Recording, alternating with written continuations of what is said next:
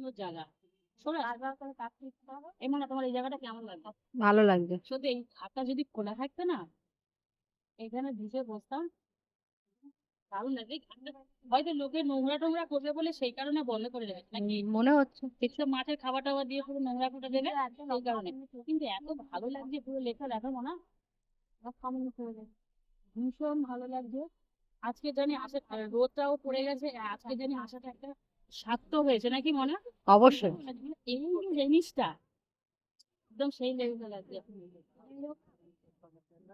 এর জন্য মোনা তুমি আমাকে আজকে আইসক্রিম খাওয়াবে।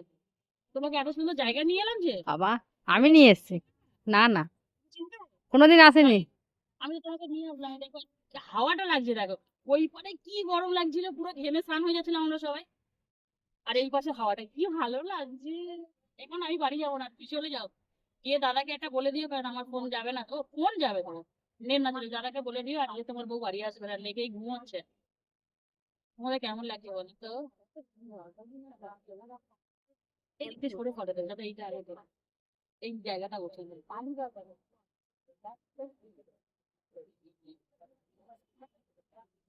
লাগছে, হাত